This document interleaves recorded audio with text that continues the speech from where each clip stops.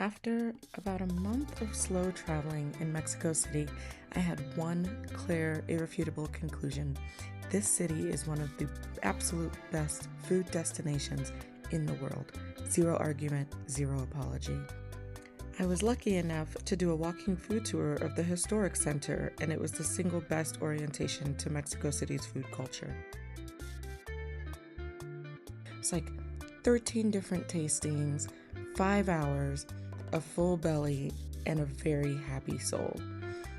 Everything was great, and our actual tour guide was so knowledgeable and so friendly and charismatic that I couldn't have asked for a better introduction into the culinary prowess that is Mexico City.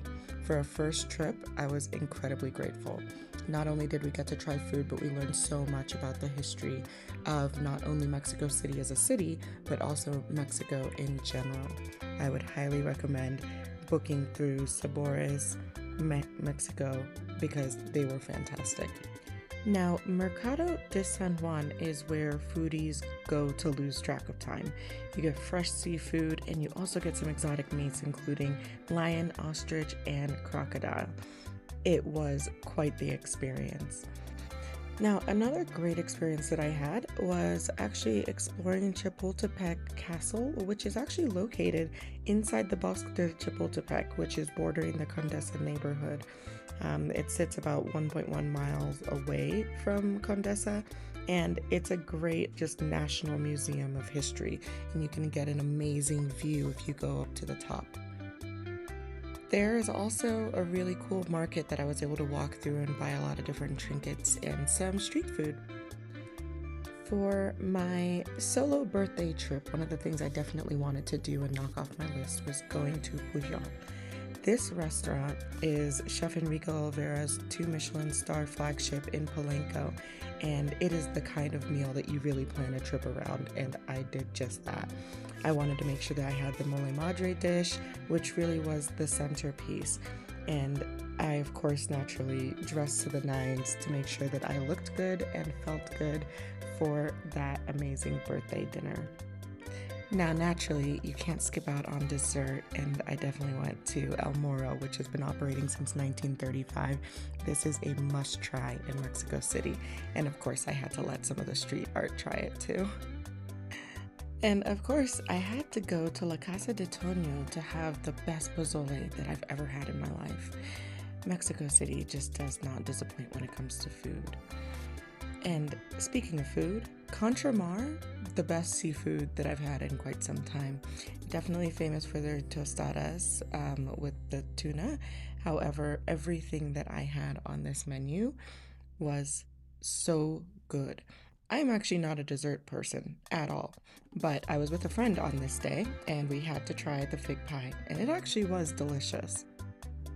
Now, I mentioned in the blog itself that I went to Coyoacan, and I actually did have kind of a harrowing experience there because that's where I happened to pass out and needed to call home and make sure that everybody knew that I was okay. However, in the market there is a famous stall where you can get the best tostadas that I think I've ever had, but there's so many different options on the menu. And of course, once you're actually walking through the square, you'll see where they have the coyotes themselves playing in the water, which is where this part of the city is named after. The next day, I decided to do a half day at the Museo Nacional de Antropología, and that was just kind of overwhelming at first because there's so much art. It's so large, and that's why I needed a half a day to do it. There is so much to look at, and it really gives you a deep dive into Mexican art and history. So do not miss this. Now, speaking of art, there are a couple places that you need to visit in Palenque. That would be Museo CDMX and Museo Sumaya, both of which are in the same plaza, so it's easy to be able to do both. But pro tip, definitely go to Museo CDMX first. That contemporary museum is a lot quicker, and then you can make your way over to Museo Sumaya and just take it all in and make sure it's a slow walk where you can truly enjoy all of the art that's around you. So aside from the quintessential things that you have to do, like the day trip out to Teotihuacan, of course, have all the food, eat all the tacos, and enjoy. Don't worry about the calories, just eat everything. Absolutely loved every meal that I had there. And I cannot wait to go back to Mexico City because I feel as though I barely scratched the surface.